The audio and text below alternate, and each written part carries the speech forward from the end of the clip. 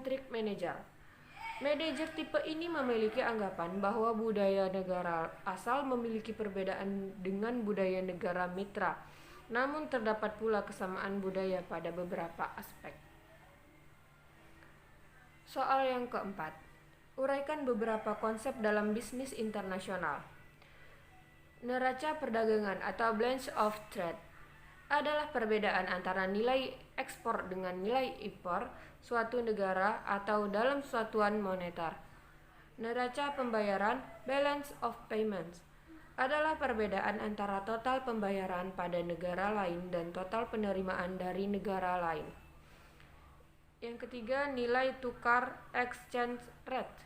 Nilai tukar mata uang suatu negara ditukarkan dengan mata uang negara lain disebut kurs. Kurs mata uang suatu negara dapat mengalami devaluasi atau revolusi. Devaluasi adalah naiknya nilai tukar mata uang, sedangkan revolusi adalah turunnya atau kebalikannya. Nomor 4, jelaskan mengapa bisnis go internasional. Karena adanya sejumlah dampak positif, yaitu 1. Jaringan akan semakin luas sehingga bermanfaat untuk penetrasi pasar di luar negeri. Yang kedua, mendorong perusahaan nasional meningkatkan efisiensi dan daya saing. Yang ketiga, ekspansi dibutuhkan karena sistem kapitalisasi menuntut perusahaan terus menjakumulasi modal agar mampu bertahan di pasar. Soal yang terakhir adalah jelaskan hambatan perdagangan internasional. Hambatan internasional antara lain bahasa. Bahasa merupakan hambatan yang bersifat klasik. Kendala tersebut biasanya diatasi dengan memberikan kemampuan bahasa bagi manajer-manajer internasionalnya atau pemakaian jasa penerjemah. Yang kedua, adat budaya. Budaya dan adat antar negara yang berbeda-beda ini dapat menyebabkan masalah dalam hubungan bisnis. Yang ketiga, kurs. Kurs dapat menjadi masalah potensial dalam perdagangan internasional apabila perusahaan ingin berbisnis dengan perusahaan lain.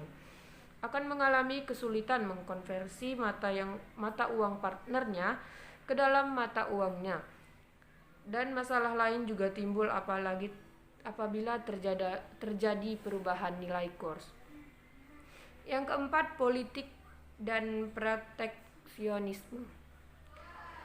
Proteksionisme adalah suatu falsafah perdagangan internasional yang menghendaki terciptanya hambatan impor untuk melindungi industri dalam negeri ini pesaingnya dengan negara lain. Proteksionisme dapat dijadikan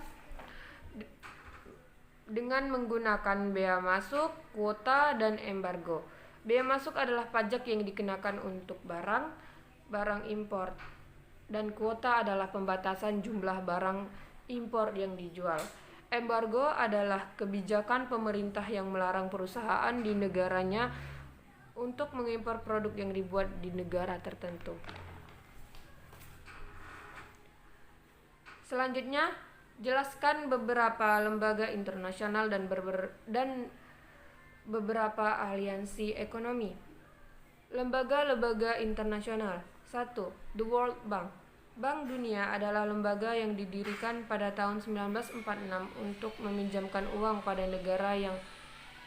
negara sedang berkembang dengan bunga yang rendah. 2. IMF atau International Monetary Fund. Didirikan di